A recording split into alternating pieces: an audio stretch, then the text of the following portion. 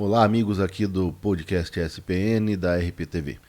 Hoje nós vamos falar sobre economia, mas não só a economia brasileira.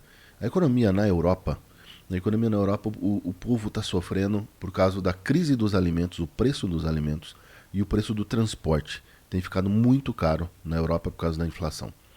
E isso vem afetando as pessoas como um todo na Europa, inclusive na questão de consumo. Estão consumindo menos. As pessoas estão comprando menos alimento do que compravam por causa dos preços. Na Inglaterra também. O preço dos alimentos é o principal fator da inflação e o principal causa da preocupação do governo por lá. Já nos Estados Unidos, a preocupação que se tem, além da inflação, é claro, é essa questão da dívida americana, da dívida dos Estados Unidos. A dívida dos Estados Unidos hoje está em 31,4 trilhões de dólares. Ou seja, tem uma dívida de 129% o PIB americano. O que aconteceu nos últimos meses foi que a receita do governo federal dos Estados Unidos caiu aproximadamente 6% e as despesas aumentaram aproximadamente 8%.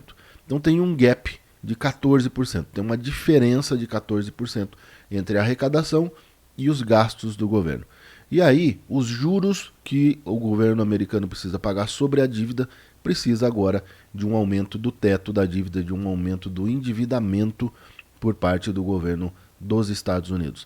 E o Congresso por lá não está muito afim de aprovar essa nova dívida, esse crescimento da dívida dos Estados Unidos, porque sabe que vai ficando cada vez pior à medida que a dívida só vai aumentando. Porém, se o calote acontecer, e é um calote histórico, e é um calote nos juros apenas, o que vai acontecer é o primeiro calote que os Estados Unidos vai pagar, não vai deixar de pagar de juros pela primeira vez para quem ele deve. O Federal Reserve vai deixar de colocar dinheiro no bolso das empresas americanas, do cidadão americano que investe em título e do mundo todo que tem os seus pedaços da dívida americana.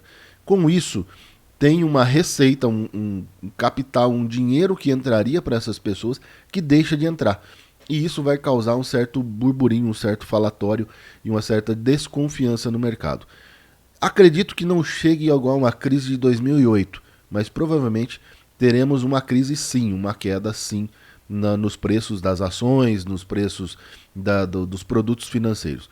Para você ter uma ideia, eu tenho dados aqui do Dow Jones. O Dow Jones, que é o principal índice industrial dos Estados Unidos, no ano ele está caindo 1,3%. Contra o índice de tecnologia, o Nasdaq, que está subindo 7,5%.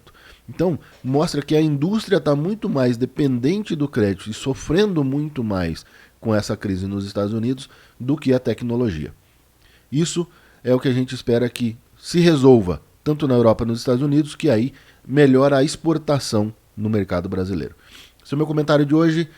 Eu sou Rogério Araújo, da Roara Educacional. Se você quer saber mais sobre investimento e como aplicar o seu dinheiro, rogeriaraújo.com.br.